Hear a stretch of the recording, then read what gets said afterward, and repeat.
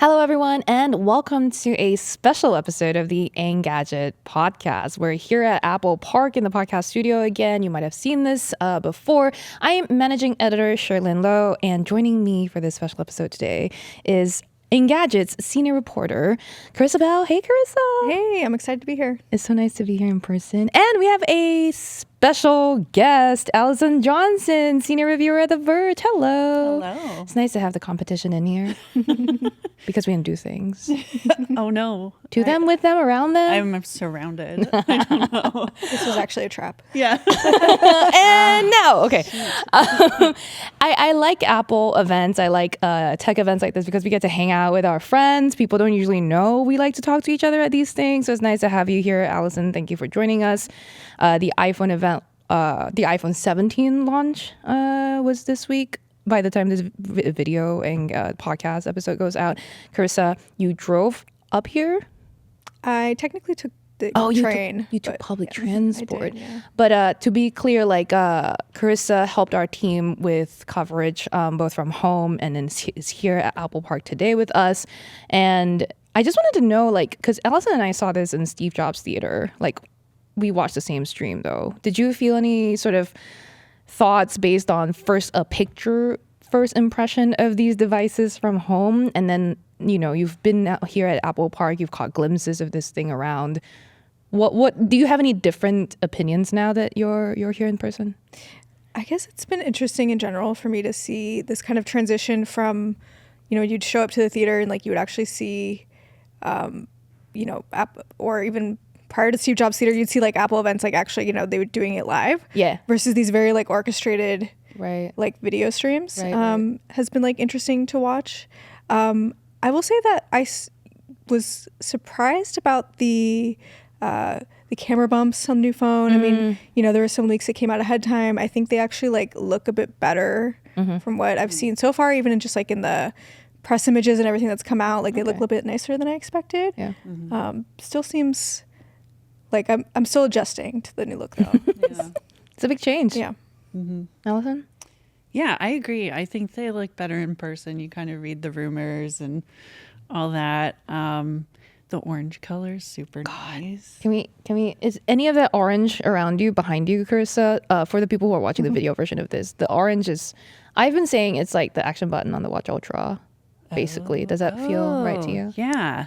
It is kind of an outdoorsy orange. It feels like a warning kind of orange, like a traffic cone orange. Yeah. Not a Nissan Altima. It's nice. It's spicy. Yeah. It's, let's have some vibrant colors. Yeah.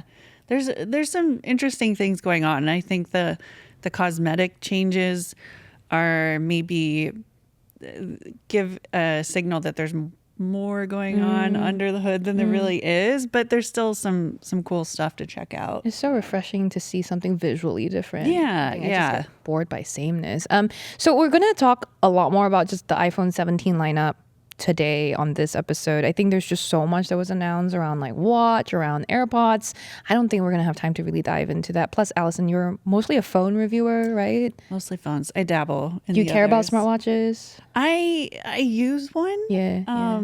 But I don't follow it beat for beat, I guess. Karissa, you're an iPhone user too? Are you a smartwatch? Yes. A watch user as well?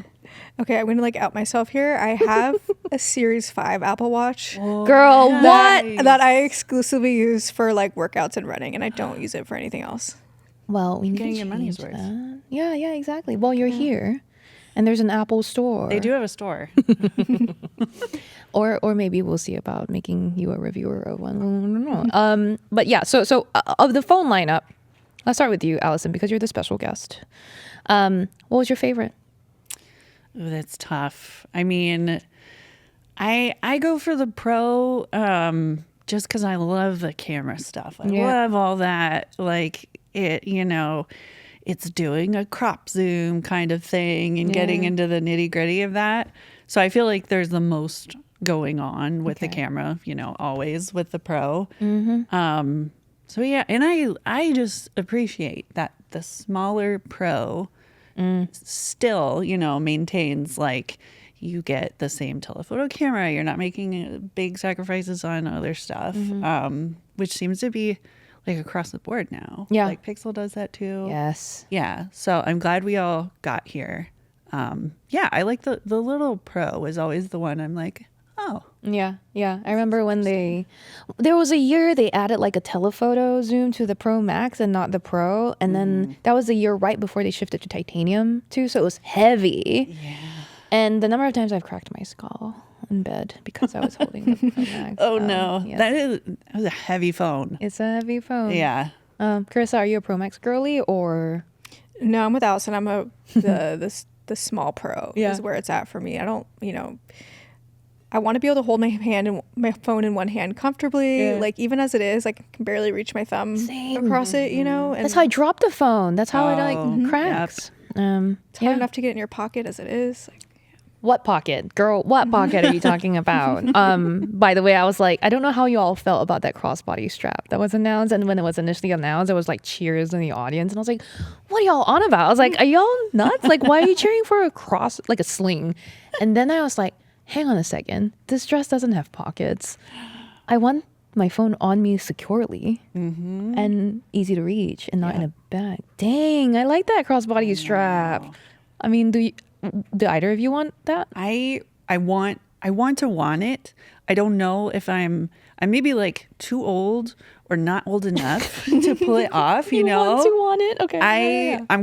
I'll give it a try, know, when I can, but the idea of like I am constantly I have a coffee in my hand like at all times usually.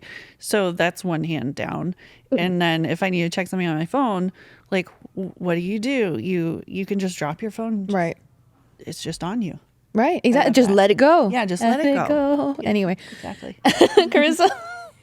I feel like there's very few situations where I would actually pull that thing out and like just sling my phone across myself. But I will say, so I just got back from vacation recently. I was in Argentina. Nice. And I saw several people with similar kind of straps, like carrying their phones around when I was there. And I was like, oh, that's interesting. That's not like an accessory that I often see around here. So like clearly there's like some kind of demand, like people are already using this. So I guess I wasn't that surprised that Apple would make one. Yeah. I guess when you said something about age to Allison, I was like, is it the equivalent of those like glasses chain? Like when you stick it to the wear around your neck and then like boom, you just drop it. Right. I feel like if you had your phone on a lanyard, that might be a bridge too far.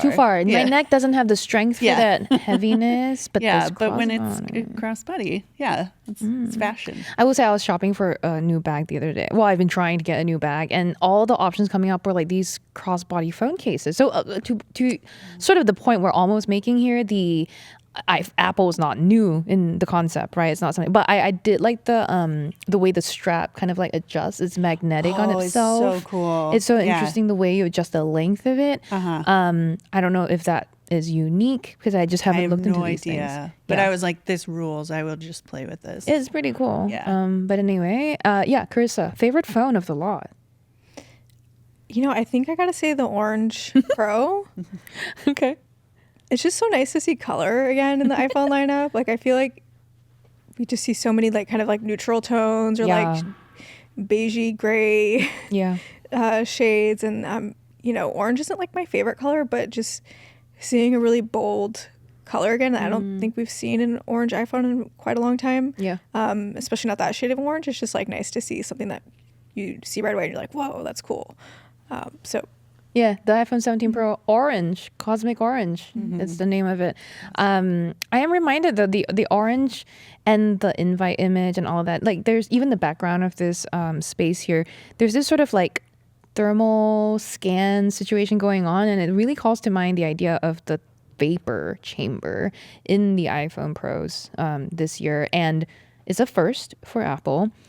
It, I think, addresses a very important thing for a lot of us. I don't know how often for both of you does your phone run hot to the point where like it won't charge anymore, or like it just is so uncomfortable to hold on to. But like Allison, you review a lot more phones than I do nowadays. Vapor chambers in phones isn't brand new. Right. Have they worked in other devices? And do you think it's good that Apple's done this?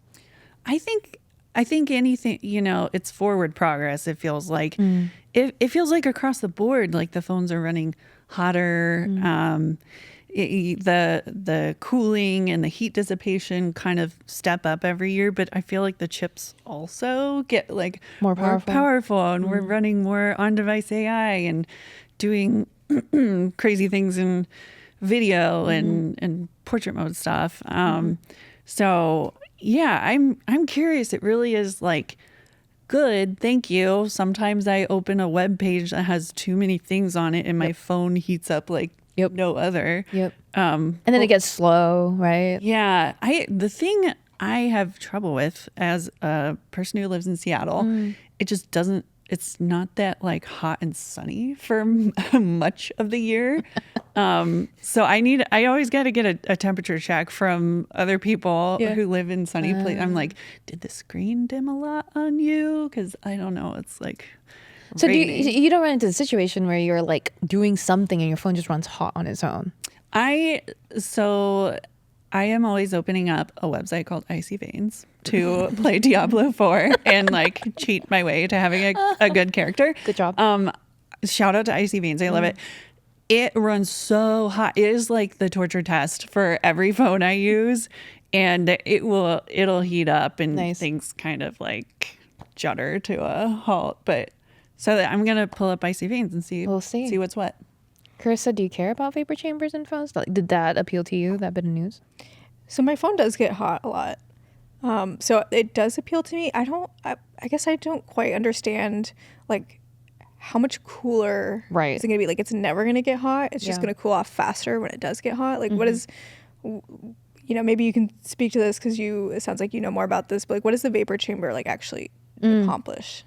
Yeah, well, I'm confused too, to be honest, because there's like, there's cooling the system and then there's dissipating the heat and like sending the heat away, which is going to make it feel hot. So that's a good thing to some extent, but you sort of want to not get there in the first place. I couldn't get a good read on it. Like, if I'm holding this in my hand doing something intense, is it going to be cooler? Yeah. Is it just going to be doing a better job and not run? So based on some of the materials Apple has shown at its keynote and some of the like press release stuff, the A19 Pro processor that's in the Pros has been relocated within the chassis of the iPhone 17 Pros.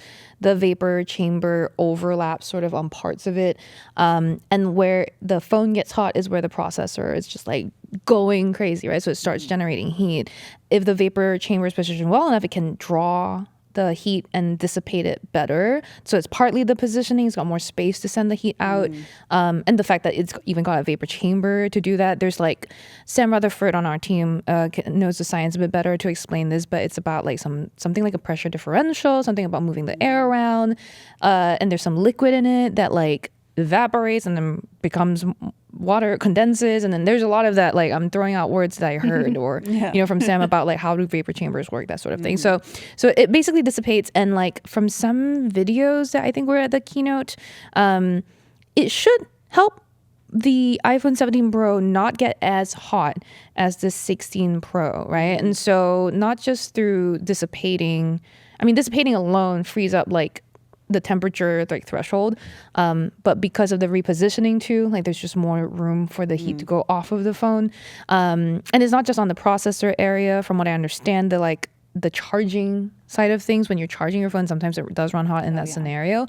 Just the presence of the vapor chamber will also help better dissipate any sort of collection of heat. So it should help. I don't know how much. And it should help with the like overall battery health too, right? Exactly. Because isn't heat like the main thing that makes a battery degrade? I know it's charging cycles and other things, but that battery getting hot all the time. Yeah. It's a good reminder for me to not put my phone under my butt right now. But I don't enjoy it. Yeah, good job. You live in Seattle. Your battery health is probably pristine. Nice. Yeah. In New York, we get ass hot and then we get butt cold. So yeah. I don't know if we can say ass, but I guess I just said it. But yeah, so we all three of us love the Pros.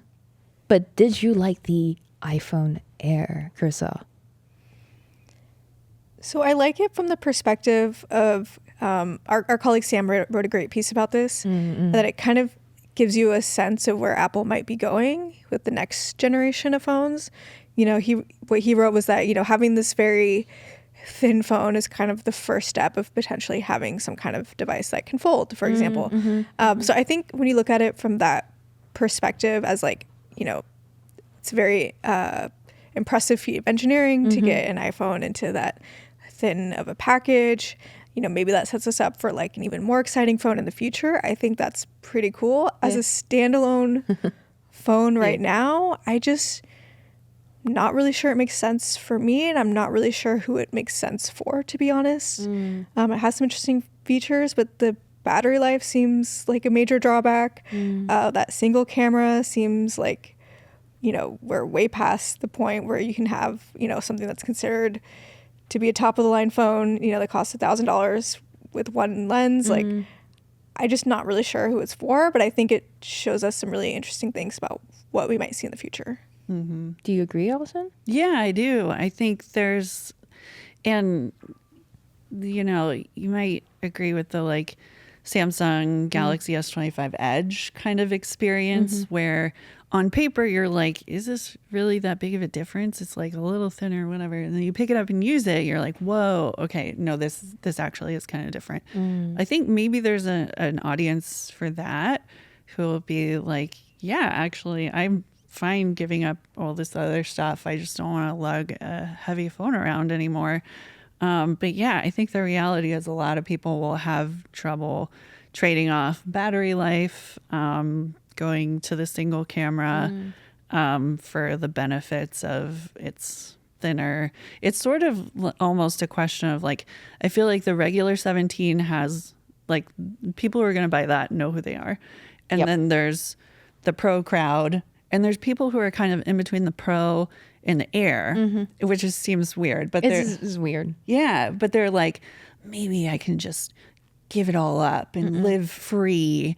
And I'm already having those conversations in my DMs and Slack where I'm like, well, camera is important to me. I don't know about you. Well, the good thing is, I guess, the selfie camera, right? Like on all the iPhone 17s, including the Air, support center stage, have that 24 megapixel square sensor, which to me was very intriguing. Like just as from the technological engineering perspective, I'm like, whoa, why didn't we think about this before? You know what I mean? It's like, oh, interesting. I guess the Air is for someone that's like not so, into a telephoto experience, for example, like a far away telephoto experience, or like needs ultra wide camera. When I was reviewing the iPhone 16e, I was like, no, ultra wide sucks. It's hard. Yeah. When you're forced to like live without the ultra wide after having it at your disposal all the time, I think that's a big problem. And like the last time I didn't use an ultra wide or didn't use a phone with an ultra wide was before the pandemic. Oh, wow. It's been a while. Yeah. Is an ultra wide important to y'all? Am I the only one? Yeah, because you can, for better or worse, zoom in on stuff a little, and I'll tolerate like a little bit of digital zoom. You can't. Sometimes you just can't move backwards anymore. You're like, well, you're getting cut out of this picture. I'm sorry. Yeah, or not. Do you use it? Yes. The ultra wide. There we go. So three of us won't be buying the Airs. I was thinking like, I was on a different podcast earlier today. Brian Tong, shout out. We were like the only people that might consider the iPhone Air are possibly the Apple diehard, the faithful, who are like, we will buy anything that's really like significant like that. Or you have dual devices. You have two. And for me, if I had that kind of money, I'd be like main the 17 Pro. The Air is my take to the gala and the little clutch, a little purse phone. But not this crossbody? You could crossbody it. What are you wearing? Okay. Yeah. If it's that you can wear a crossbody. If it's an evening attire, maybe that's I'm not wearing like a nice little ball gown to this wedding with a crossbody strap ruining the whole look. We don't wear a lot of ball gowns in Seattle. Because of the rain, which by the way is raining here right now, which is so funny. I'm sorry for bringing it with me. Yeah, it's your fault. I think it is. It is. Yeah. But yeah, Karissa, what's up? Do you think that the iPhone Air might become kind of like the phone you get when you want to flex a little bit, because it does look so much different? Like I'm thinking of when on the Android side, when like the first foldable phones came out, and it was kind of like when you saw somebody flip open their phone, you're like, oh, whoa, they have it. And I wonder if like the Air might just turn into that, even though it's not technically the highest end phone, but because it is a new form factor, that it's kind of the one you get when you want to like show off a little bit. Or I've been consoling myself a little bit because like I know that if I were, going back to my friends and like they're like, "Oh my God, which one did you did you get or whatever?" And I'll be like, "Well, I have the Pro, not the interesting one or whatever." If I, end up bringing back phones or like buying whatever, and I can imagine people being disappointed, right? Like, oh, that's the phone I got, even though it's a more expensive, the higher end phone. And the Air, to your point, Karissa, you've been bringing up F words like crazy. One was flex, the other was foldable. So, I mean, supposedly this is a very durable phone, the Air, and the Flex, like you said, with earlier foldables and the LGG Flex, they all like would bend. And to a certain level, I don't know that. When I held the iPhone Air in my hands, I was like, let's bend this. Like, it feels like I could crack it, right? And I've said this before, it feels like the physical manifestation of liquid glass. Because like those little bits you see in the interface touching the iPhone Air feels like grabbing one of those chips almost. Yeah. So I do think it might be quite another effort fragile.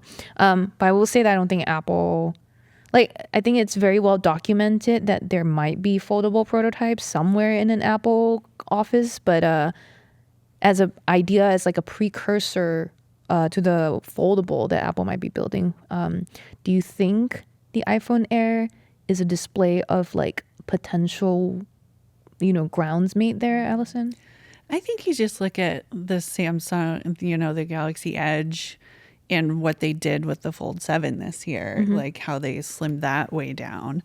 And it's kind of like, this is probably not a coincidence, So I think there's something to that of like, if you're developing that technology, I don't think Apple has figured out what to do with the non-regular base iPhone. Like we had the iPhone mini, and they put that to rest. No, it's coming back. It has to come back. No, don't get my hopes up, Cherlynn. And then the Plus, and RIP. That didn't catch on super well. My dental hygienist had one. I can't think of anyone else who did. Yeah, she was a Plus owner. So I think it's kind of grounds for experimentation. It's like, well, we're not upsetting anybody by like doing away with a form factor that they were loving. I mean, I don't think they care about upsetting people. They removed the mini. Like some of us are upset. Some of us are very upset. But to your point, like the Plus wasn't the most like, it didn't make a lot of sense for it to continue to exist, right? I don't know if like I think the iPhone 17 now getting promotion is a big deal. Yes. I'm finally like ready to recommend it to people. I'm like, yeah, okay. Yeah. Karissa also wrote a story for Engadget about the storage. Can you tell us more about that? So I'm very excited that every new iPhone now comes with 256 gigabytes of storage as a base level. Yes. Which is just finally. Yeah. Would you like in the past run out? Like how quickly would you run out? Would you need to buy iCloud storage? Okay, so sorry, 3 questions at once. I have not run out in quite a while because I think since the iPhone 10, which I had 2 phones ago, I have always just paid for that, like the extra bump in storage, because before then with every phone, inevitably you run out. It's such a pain. Yep. You can kind of use iCloud, but iCloud isn't really like a full substitution for running out of local storage. It's a huge pain. It's like the one thing that I think actually kind of I'm somebody now, I want to keep my phone as long as possible. And I feel like running out of storage is the thing that really kind of limits like your time with it. Like once you start hitting that cap, of course you can go and try to delete things, delete apps, move stuff to iCloud, but it really becomes such a pain. And especially if you have a pro level phone, you can shoot in cinematic videos and ProRAW Max and like these formats and like take advantage of like these amazing cameras. Like there's no reason why you should be limited to 128 gigs, right. Especially you're paying that much. But personally, I always try to go at least one bump up. It stings, that $200 bump for storage is something that like it always like makes me mad a little bit. You're like, why am I paying more for something that I can't see? It doesn't benefit you right away, but in the long run I think it's worth it. I have 512 on my current phone. I'm going strong, and I think it's gonna help me keep my phone like at least another year or two. That's good. I mean, I think about like when I used to run out of storage because I would keep a phone for a very long time, which is what you're describing. And I'd be like, seek out alternative methods of like keeping those things. So I would like have I still remain a big like Google ecosystem person. So I have G Drive, I have Google Photos, back those up. And back in the day, Photos was like unlimited backup or whatever, right? Yeah. So those are my creative ways around this whole like, okay, I got to get rid of these photos approach. I would also get the lightning thumb drives, the flash drives that plug into the phone, and I'd be like, okay, just drop them off. But to your point, Chris, and none of these are perfect like solutions. I just want them there because there's nothing more annoying than when you're scrolling through your Photos app and you want this picture of like some receipt from ages ago and it's like downloading or like it won't load. It was just gray. Yeah, it's very annoying. I don't know if did this feel like a big deal to you? I think it is a big deal for most people who buy and use phones. I am like a weirdo who is also I still have my photos in Google Photos, and I for a while was like keeping it under the limit, and then I was like, well, I gotta pay for this now. Yeah, so and I'm like, well, I'm paying for this, I might as well just keep loading that up on every review unit. So it is a little bit of a weird thing when you're not like living with a phone day to day and accumulating all the apps and all the extra stuff. But I think in this age of huge video files and photo modes, it's time. I have to ask, do you have like a daily driver? I switch my SIM all the time into whatever phone. If you had a preference, though, would you? So the phone I purchased, yes, iPhone 13 mini. Oh, and it's at home, and it's not allowed to travel anymore.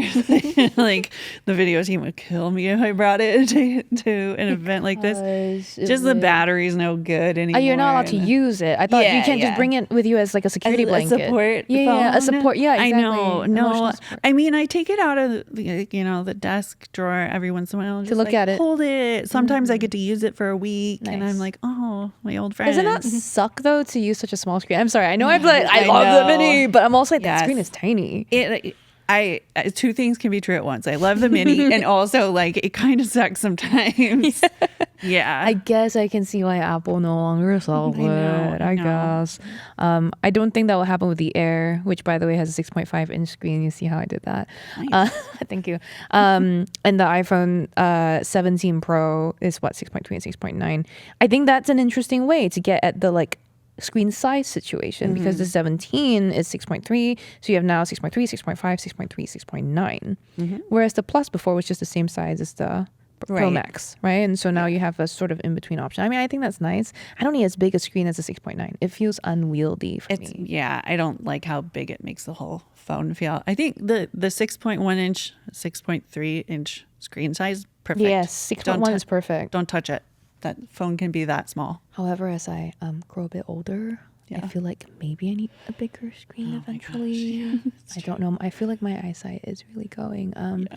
Karissa, anything stood out to you in the phone lineup, like other than your personal favorite? Like, was there anything like you felt was significant news value or like would change people's lives, maybe, other than, again, also the storage?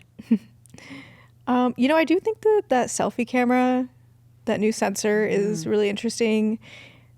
We take a lot of selfies, like I do, and I feel like a lot of people do. And you run into that problem. We're also trained to like, holding everything vertically all the time, and then being able to have it kind of do that flip. Like that was the one thing. As somebody who knew going into that event, I'm not going to be buying one of these phones. That was one of the things that I was like, that would kind of be nice to have. Yeah, it's to describe the like setup a little bit, and I think Allison, you're familiar too.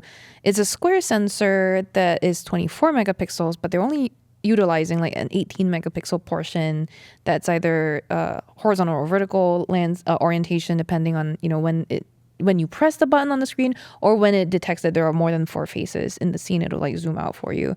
I mean, I think that is wild, like as an idea. I'm like, no one had like thought of this before. And then afterwards, I heard other people ask like, oh, but you're not, is there a mode where you can use a full 24 megapixel sensor? Like it does sacrifice some of the like megapixels on the thing. But to me, I wasn't very bothered. I think no one's going to buy an iPhone, especially if you think about the iPhone audience, most of them are very like mainstream. They're not overthinking the tech and I have like 6 megapixels there not being used. I want to use it fully for, Right. they're not trying to squeeze every juice out of it. It's more the convenience factor for them. But I mean, no one else in the smartphone market has done this, to my knowledge. Not that I've seen, yeah. And especially, center stage is sort of a thing that shows up on an iPad or FaceTime. Right, to follow you around. Yeah, and I'm like, oh, I don't think I want that. It's a little weird. It makes the FaceTime calls kind of like cinematic and dramatic in a way that I'm like, I don't need this. This is like the perfect application where it's like, yeah, I'm holding the phone and a cup of coffee, as we've established. I can't be setting that down and like repositioning it, and it's just going to do that for you. I think it's going to be a popular feature. I mean, that is if it works as expected. I feel like I have such like I don't know. I don't trust early tech to work as expected. And until you learn how it works, it won't. But I don't know. I mean, I think that's a cool update to bring up.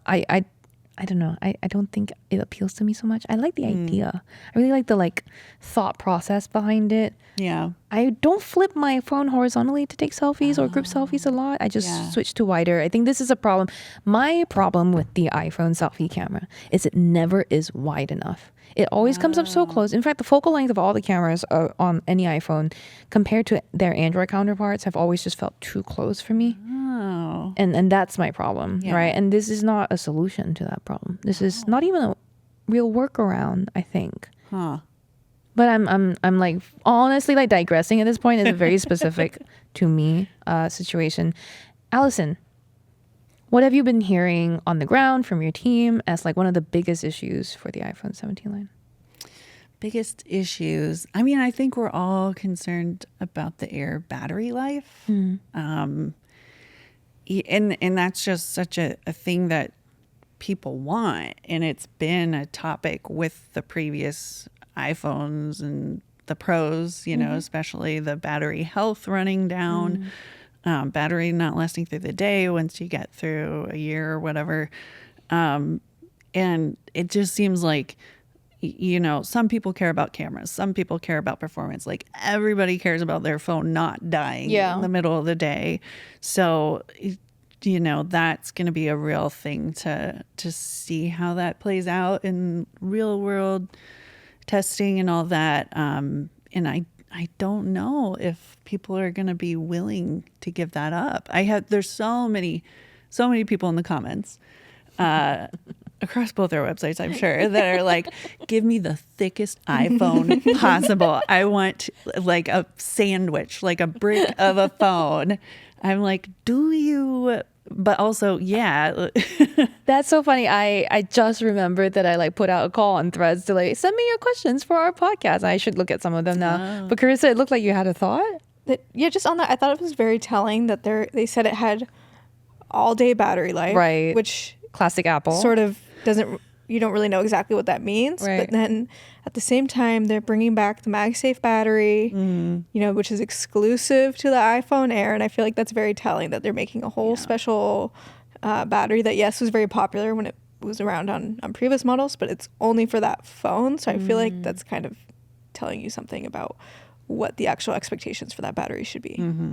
I agree. However, I think the battery conversation around the Pro models is really interesting because that redesign with that camera plateau, which is a word I don't know if I hate, the fact that they're able to free up more space for battery, and they seem to say that, I mean, they make this claim every year, the longest lasting iPhone ever.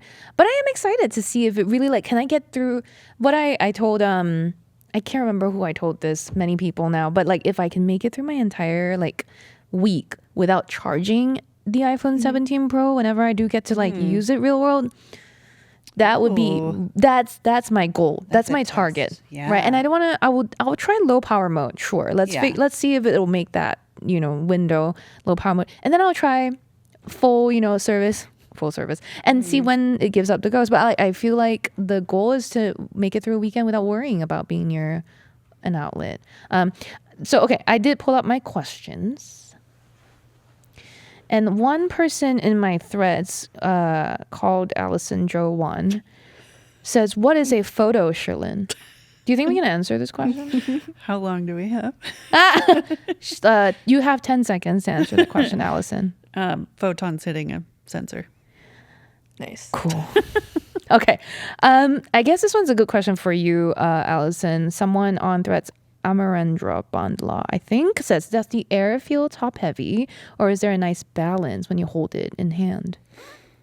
The only thing, and it's such a weird experience where you're like rushing to the demo session and you're playing with it for 5 minutes and then rushing to do the next thing. I was just struck by just how light it felt overall and how thin it felt overall, which sounds so obvious. But, when people get to pick this up and go to the Apple store and experience it for themselves, I think that'll be the overwhelming reaction. It is so thin and it feels so good. Yeah. I didn't feel like it was going to topple out of my hand. I was just about to say that. Yeah. So from my experience with the Air as well, like I grabbed it, I played with it, I even tossed it in the air on camera a bit. I was like taking risks. I made sure to stand in front of like a high pile rug and I was like throwing it a bit and like it landed as you would expect and not like head first, right? It didn't come back down head first the way a top heavy device would. Yeah. So I think it felt pretty well balanced. I thought this question at first when I read it, I thought it was about the iPhone Pros because those have a more hefty looking plateau. Yeah. But I guess because the rest of the Air is so thin, that makes sense. Right. Question for Karissa. Funky GMAC Man says, is it just me or does the bump on the iPhone Air look ridiculous? What do you think? Is it just Funky GMAC Man? No, I think, especially with a lot of Android phones, I think kind of have these more pronounced camera bumps. Yes. Where you see it, stretch across the whole back Talking of the about phone. the pixels, yeah? Yes, Yeah. And other ones too. Sure, yeah. And I think at least for me, I think for so long we're just used to seeing it all on the corner. Right. And so to me, it does look kind of weird. I think it's one of those things we'll probably get used to and we won't think about. Right. I will say even, like I said before, even just on the, with the Pro line and everything and even with the Air, when even just seeing the photos coming out after yesterday, seeing people's little videos from the hands-on area, it does look a bit better. I suspect probably in person it looks a bit better, but it is strange. Also, bumper cases coming back. Oh my gosh. How did you feel about that? I love it. I hate cases. So. I don't know if I like it. I'm like, it still feels silly. Well, look, I'm a reckless person with my phones. I go case free. Yeah, same. Right, and that's the way I feel. I can use my phone. I just don't like. Well, we're going to go a bit deeper into my psyche right now because it is the Engadget podcast, which, let's be real, is all about me. I'm one of those people that wipes down my phone every time I get home. With a sanitizing wipe. And so the cases just get in the way. They trap more dust. Oh, they do. They trap more dirt and germs and whatnot. So I can't. I have to live with the phone. They have those boxes. You thought those ones with the sanitizing UV lights? one. Yeah. I don't know why I don't believe in them. It's an OCD. You need to see it happening. Yeah. No, I need to feel it. Needs to have the. Yeah. But okay. Question from Reggie Langley for both of you. If someone is generally bored with slab phones, is there anything in this lineup that might bring them back to slab phones? I guess. You know what? I put out a call for questions this summer for people who are struggling with their phone purchase. And there were so many people who were like, I'm just bored. I'm bored with my iPhone. I'm bored with my slab phone. Yeah. I think a folding phone or a flip phone is genuinely going to feel different. Yeah. So there are those options as far as the iPhone lineup this year. Maybe the Air will feel a little different and that'll be cool. But I would wait for the iFold or whatever is iPhone next. Yeah. Karissa. I think for me, and a lot of people have been saying this, the iPhone updates for all have just felt a bit iterative. Yeah. Even with the Air, I'm not sure if you're kind of in that camp if any of this changes it. For me at this point, it's more about what's keeping me in Apple's ecosystem, and that's has nothing really to do with the hardware specs. It's more about being trapped in iMessage and years of iCloud and all this thing. I'm there too. I'm just waiting. I would love a fold, a flip even more. There's been no rumors about that as far as I know. But iPhone Flip would, they could just take my money. Yes. I am with you there. And actually that brings me to a point where like I've been asked this a few times. You talk about the ecosystem that Apple has developed, iMessage, and I mean, Google recently had an event where, you know, it hammered home how the green bubble, blue bubble fight may be less and less important over time because of RCS support. However, we're still, I think, chain to iMessage is just, in the US especially, it's quite different. I will say, though, did it seem like at this iPhone event's presentation, there was hardly any mention of Apple Intelligence? Oh, yeah. I did notice that. Not much at all. Yeah. Was there any mention at all? Because I cannot remember. Someone asked me. I was like, huh.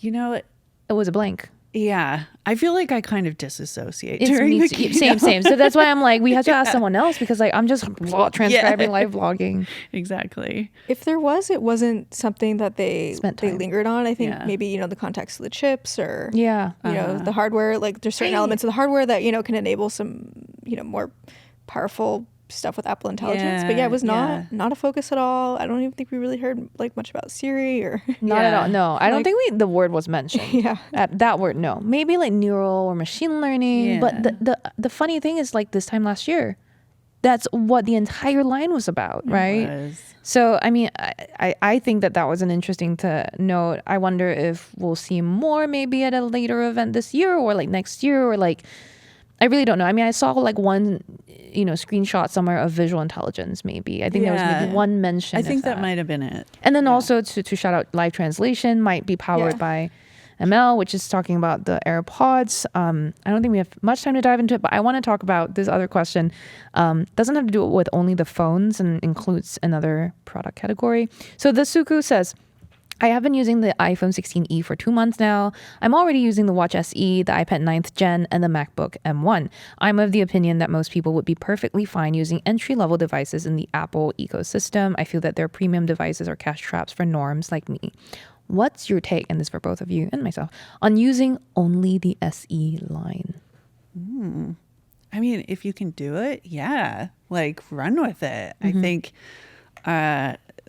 my kind of philosophy is like to buy the nicest phone you can and just stick with it, you know? And if that's the entry level model, go up a level of storage, give yourself a little headroom, but like, yeah, you got to kind of know yourself, I guess. But yeah. I mean, this year more than ever, it feels like the entry level is the way to go. The 17, we didn't spend a lot of time talking about, but it's getting promotion. Like we said, it just modernizes the phone, the storage improvements, the camera improvements. It's dual fusion rear cameras now and 48 megapixels on both sensors. So if you're talking entry level, iPhone 17 seems like a good purchase, especially considering you jump up to $999 for the Air and then $1,100 for the Pro. That's a lot of money. And I want to shout out quickly because I'm the wearables reviewer on our team, one of them. The Apple Watch SE 3 has an always on display. Yeah, that rules. You're not missing a lot out of this. It also supports 5G for those of you who care about 5G on your watch. But yeah, and faster charging, finally. Karissa, you have you ever used the Watch SE or like you're using a Series 5 watch right now, right? Yeah. How long does it take you to charge that thing? A while, and the Yeah. battery does not last long, let me tell you. See? It does not sometimes last through my entire workout. But Oh my goodness, I would be so mad. it's upsetting. Yeah. But yeah, the SE is great. They also are adding a lot of the health tracking stuff, like Yes. sleep apnea notifications. It's going to do the wrist temperature Yes. sensor. So that supports cycle tracking for people who need that. Yeah. So I think it's like a great deal, honestly, because I think, you know, And it's $250. yeah, I mean, it's kind of hard. I mean, maybe you really want those like more advanced features. So like ECG, blood oxygen, those are the things you would get with the Yeah. Series 11. Yeah. And there's definitely a set of people that those like might make sense for, but especially, you know, Apple really hammered this home in their, you know, press materials about it, that like a lot of people buy Apple Watches for their kids. Yes. And, like, this is a great watch for kids, or, you know, even potentially like older people who don't need as many features. It can last a long time. Like, Yeah. I think it's I'm giggling because I'm thinking of my target audience for the SE3. Hi, Mom. Hi, Dad. My mom has a gigantic Fitbit on her wrist. Government issued, I'm sure, from the Singapore government. And it's like It looks like she's got a Digimon strapped to her hand. Digimon from the early 2000s too. So I'm like, Mom, what? So if I were to get her something, it would be something like the SE3. $250. If it ever goes on sale, down to maybe $200. Yeah. I would get that, right? Yeah. And even for me, I don't need ECG. I don't need blood oxygen. I mean, I think I don't need it, but you know, it's nice to have. I'm also lucky that I like have better access to these things. But yeah, it does sound like the answer to the Suku's question is yes. You can absolutely live the entry level. But would you, Allison? Oh, well, as an iPhone 13 mini owner. That you do not use and you use as emotional support only. So let's be real here. Yeah, I think I've gotten too spoiled by like a telephoto camera, especially.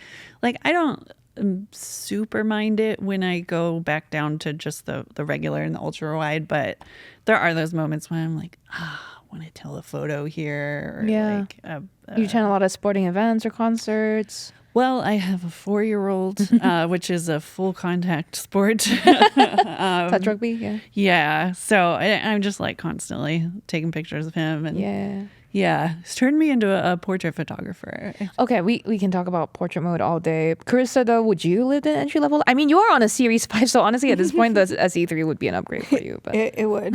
Yeah, I would. Because as much as somebody who's not, I don't love to wear an Apple Watch like all the time. Same. I don't love to wear any watch all the time. So I think that's kind of honestly why I've been stuck with the Series 5 is because it just felt a little like not worth it to spend the money for something I mostly use for like working out. And so, you know, being able to have like an SE that has like a few more of those health features that I want. It also has better battery life. It's going to charge faster. It said like 15 minutes of charging will give you 8 hours. Yeah. I can vouch for the charging speed improvement when I jumped from the Series 8 to Series 9. Huge upgrade in the charging speed, much better, to the point where like if I have to go back to the slows, I just would rather not work out. That's a big thing for me. But you would do the Series. So should we get your Series 3, like SE3? Should we figure out how to make that on your Apple wish list, your holiday? Yeah, if anyone's watching, I know, and this, like, exactly. Well, I'll clip this and send it to him. Or we'll be like, we'll see if there's a way to do like a team giveaway. Okay, we don't have much time left. I wanted to talk not just about what we've seen and heard at the event here, which, by the way, I don't know if you guys feel like you want to talk about live translation or heart rate sensing on the AirPods. If you do, let's talk about it now. But if not, I'm moving on to like future-looking things. Let's move to the future. Let's set an eye on the future. Karissa, what are your hopes and dreams for next year's iPhone event? A fold? A fold. I knew it. Of course. Yeah. I mean, okay, my best case scenario, which I know is not going to happen, is a flip. I know, girl. Me too. Yes. Me too. I've had so much envy of everyone who has like the Razer or the Samsung. The Samsung one, like, so I really want one, but it looks good. I know it's gonna happen. In the absence of that, a fold I think would be really nice. It'd be cool to see. You know, Samsung's been doing this for 7 years now. Yep. You know, to see Apple finally get there, I think that's really gonna break the dam on foldables. I know a lot of people are already there, but I think just even though it's probably the most expensive iPhone we've ever seen, I'm sure there'll be issues we haven't thought about yet. But I think just seeing Apple get there will be really kind of like a signal that like, okay, this is sort of, if not the new norm, a new norm. Yeah. I mean, well, for me, when I think about Apple and foldables, I think about every time I look at an iPad mini, I'm like, fold that in half. Yes. Are you thinking that size and form factor, Chris? Or are you think, I know you said flip, but like, are you thinking more like 2 iPhone Airs connected by a hinge? Yes. But like one single screen. Yeah, maybe you have like that cover screen kind of deal too. Right. I think it's also going to be really interesting from the perspective of the like app ecosystem, because foldables have been around on Android for a long time, and there are apps and developers that have really gone in on making those kind of like foldable specific experiences. But we haven't seen that much on that front, and I think especially in the app world, you always see that a lot of developers wait until Apple does something before they really kind of tune their apps to that, that those new UIs or those new features.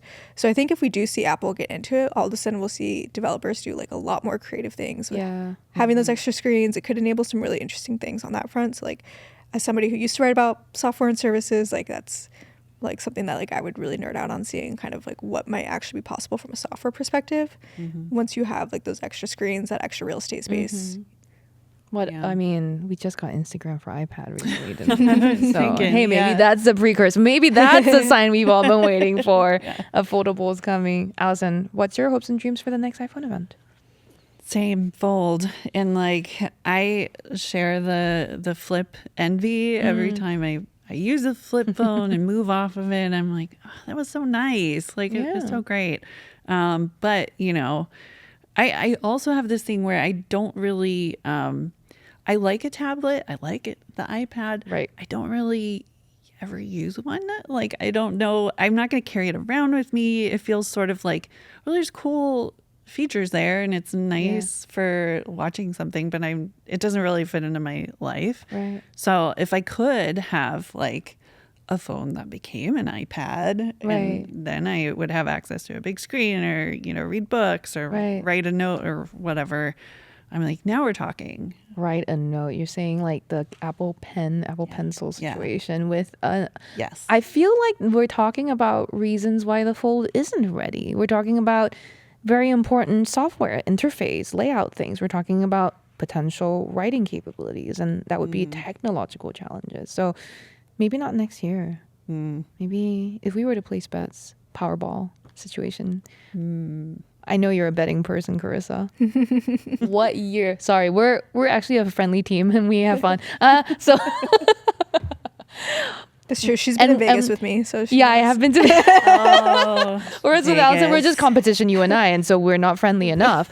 So we're what year would you bet? Like, let's put it on the record now, and then I'll bet you $50. I think 2026. Serious? I don't know if we'll actually see it. Well, announced. Like I think it'll be announced. Okay. I don't know if they'll actually like be selling it by this time next year, but if we haven't seen something from them on it, then I think something might be wrong. Okay, so like a tease at least, like some kind of official preview teaser at least. Yeah. Okay. All right, $50 fine by 2026. I'm not gonna place bets with Allison. However, do you want to take Karissa up on that? I'm gonna agree. I'm gonna go with that bet. Okay. Next year's the year. We're gonna be in this location a year from now talking about the iFold. iFold. So you saying iFold is the name? I'm gonna call a name. I'm gonna say next year, and it's gonna be the iFold. I think it will be Apple Fold. No, actually, I don't know. I don't think they'll find the word fold. I think Fold. iPhone Fold. Maybe iPhone Fold. So you gotta just go iFold. Fair enough. I guess. Okay, look. So my hopes and dreams for the next iPhone event has nothing to do with phones and has everything to do with a ring. Put that ring on my finger, Apple. Like I would really like. I don't know how far. I don't think 2026 is the year, but I think that we're inching closer and closer to all the smartwatch makers that currently exist that are dominating to make a ring. And I hate wearing the watch to bed, but I desperately need to track my sleep. I just love it. And I think there is a lab somewhere, Cupertino or wherever, that like has a ring in it and is tracking things and finding out what to do. On all the features that Apple says are, Apple Watch does well, are those background tracking, passive tracking features. Rings do those extremely well. I do not need a screen. I just need you to track everything that's up with me and buzz if there's something wrong. Tell my phone to tell me if there's something wrong. Tell me to see my doctor. Also track all my workouts and do so correctly and accurately. Would you wear an Apple ring? I think I would. I sort of have the opposite thing though. I like the screen. I like the quick access to notifications. I like that. The surprising thing for me when I started wearing a watch was that it sort of frees you up from your phone. I thought I would feel more tethered to my phone, where I was like, God, this thing's buzzing me all the time now. But I can like leave my phone in some part of the house and just go about unencumbered, but I'll still get the text message at my and still see it. Right. Yeah. So I don't know. A ring would be cool. I sort of need the ring to work across all the platforms that I'm constantly switching between. But it's a solid case. Yeah. Yeah. Karissa, would you? I mean, wear another ring? Yes, I would.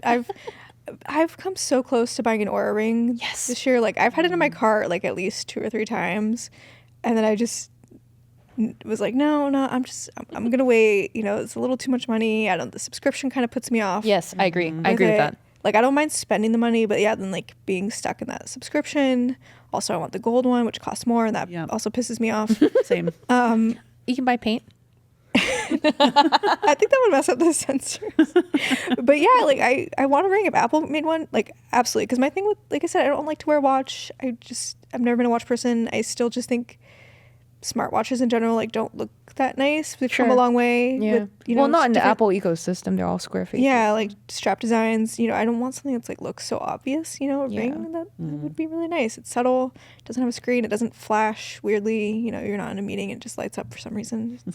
The other thing that I really like about the idea of Apple making a ring is that it has already got all my historical workout data, and Apple is very good about keeping all of that historical data, but also not compromising your security as much as others might. And I would like to retain all of that info. I would like to watch my progress over the years. Like I used to work out at this level and I work out at this level and I've dropped a bit, but I've gone up a bit. And adding a ring to that mix feels like Apple has the best ability. I mean, like I think about other players in this space. Aura has none of my historical information, and Aura I've used on and off, and I think they're good. Samsung has the Galaxy Ring. I really like the Galaxy Ring. It feels good, easy to use, comfortable, and picks up every single walk I go on, like it's a magician in my hair or something. Question for you though, because I know you lift. Do you wear a ring while you lift? It's harder to lift. Yes, it's kind of a risk, isn't it? You're right. It's very hard. So I always wear a glove though. So because I don't like the calluses. But even then, you're right. Like the dead hangs, the pull ups. Slight flex. You are completely right. I don't know that I would enjoy wearing a ring on my workouts, but it is for the sleep tracking. It is for the passive activity. Yes. So that's the thing, Allison, to your point. I wouldn't sub the watch for a ring. I would add on with a ring. Yeah. It's a supplement. Yeah. And maybe you don't want the watch on all the time. Like if I am going to a nice event or something, you take it off. But then it's sort of like, well, I have no idea. You know, I'm not getting credit for all the walking I'm doing. Yes. Thank you. I hate that. And I think this is a good place to sort of start to bring it to a close, which is full circle, is my OCD. I'm just like, the OCD of losing your data will not work. Okay. The other OCD is says a ring is so much easier to clean than a watch. You wipe it, that's it. Oh, yeah. It's quick. The watch is like, yeah, they get gunky. They do. I need the fabric band too. And I don't like that. You cannot clean that thing. No. It just that's why I'm wearing these, because the silicone, the rubberized ones are so much easier to wipe down. Yeah. So welcome to OCD Chats with Cherlynn. Well, thank you for joining us today, Allison. I've loved our chill chat about Apple's phones and other devices. Lovely. Yeah, thanks for having me. Do you like us? Are we good? We cool? Yeah, can we hang out some more? I think we should hang out and go play 2026. mini golf and DDR. Maybe Please. karaoke, Karissa casinos or something. Okay, I'm in. You're in. Okay, cool. Right. Allison, where can people find you online? I am Allison Joe 1 on. Oh, that sounds familiar. Huh. It just so happened to be on Threads in Cherlynn's mentions. So you can find me there. You can find her there. Yeah. Instagram also, if you enjoy pictures of mini golf courses and 4-year-olds. So. Lovely. Yeah. Karissa, where are you online? I'm Karissa BE at Blue Sky and Threads, mostly on Threads. Pretty much every platform, although I don't really post on X these days. Can people take bets with you, like place bets with you about 2026 for iPhone? Yeah, I heard that Polymark is coming to the US, so maybe we can Ooh, I got to plug Yahoo's Yahoo Bets or something like that. Oh, yeah. And I am at Cherlynstagram, CHERLYNSTAGRAM on Threads, Instagram, and Engadget.com, the best publication on the internet, bar none. Thanks for joining us. And if you like this episode or this podcast and this conversation, make sure to subscribe on your favorite podcast platform. Bye.